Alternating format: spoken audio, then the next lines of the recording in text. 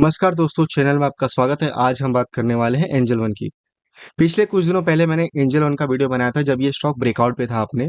तो उसका ब्रेकआउट का लेवल हम देख लेते हैं, क्या ब्रेकआउट था और उसका कहाँ से ट्रेड बन रहा था उस टाइम पे।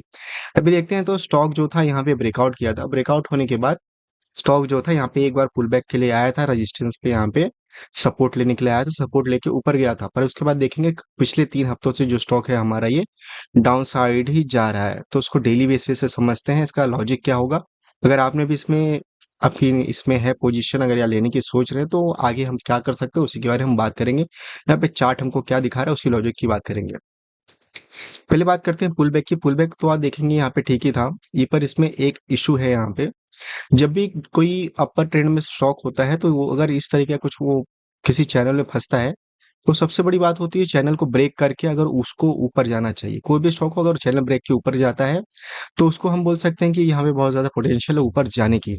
ठीक है, पर यहाँ पे स्टॉक जाता नहीं है और ये जो देख रहे हैं यहाँ पे ये लेवल, ये जो यहाँ पे इसका दिख रहा है लेवल यहाँ पे, ठीक है, ये यहाँ पे इसका एक है रेजिस्टेंस पॉइंट, ये है इसका रेजिस्टेंस पॉइंट।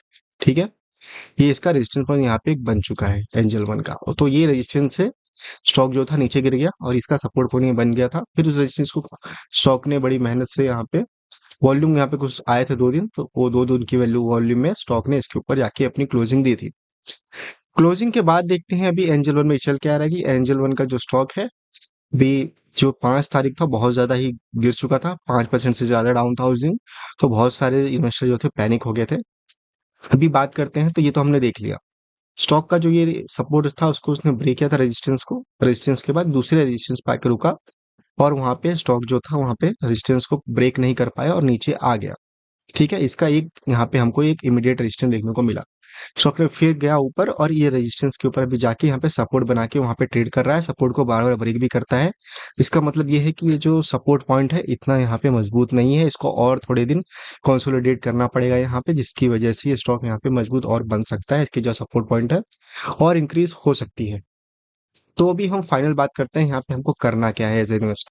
एंजल वन की बात करें तो इसका जो भी रिजल्ट आया था, रिजल्ट में क्वार्टर रिजल्ट में एस्टिमेट से ज्यादा कंपनी ने पोस्ट किए थे, जिसकी वजह से स्टॉक जो था यहाँ पे भागा भी था करीबन 10%।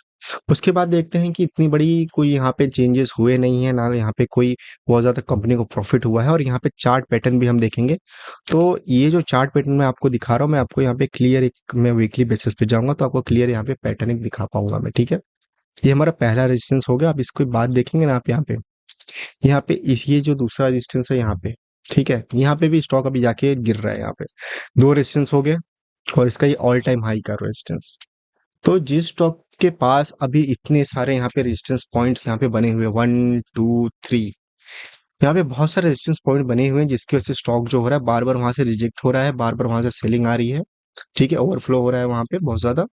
तो यही रीजन है कि ये जो एंजल वन का स्टॉक है यहाँ पे ऊपर नहीं जा रहा पा रहा है और इसको बहुत यहाँ पे मुश्किल हो रहा है ऊपर जाना, क्योंकि इतने सारे रेजिस्टेंस ऊपर बने हुए हैं। तो यहाँ पे अगर मैं आपको बताऊं तो यहाँ पे आपको एक ही चीज आप कर सकते हैं यहाँ पे, अभी अवॉइड करिए स्टॉक को। जब स्टॉक अपने ऑल टाइम हाई को ब्रेक करे 386 को, तो यहाँ पे एक हमको आप स्टडी कर सकते हैं। यहाँ पे मैं इसको लेने की सोच सकता हूँ। यहाँ पे मैं इसको और स्टडी करूंगा कि ऑल टाइम ब्रेक करने के बाद हमको क्या देखने को मिलता है, क्योंकि यहाँ पे इमीडिएट इतने सारे रेजिस्टेंस बने हुए हैं एंजल वन में कि हमें यहाँ पे जो स्टॉक जाएगा ऊपर फिर कंसोलिडेशन फेज में चले जाता है बार बार। तो यहाँ पे ये प्रॉब्लम यहाँ पे हमको देखने को मिल रहा है। तो आपको अगर कोई भी यहाँ पे नया अगर एंजल वन पे आपको देखना है तो आप एक बार 380 के आसपास का यहाँ पे अलार्म लगा दीजिए, वहाँ पे प्राइस अलर्ट लगा दीजिए। जब उसके पास स्टॉक जाएगा तो आप वहाँ पे इसको देख सकते हैं, एक बार स्टॉक को स्टडी अपने हिसाब से कर सकते हैं।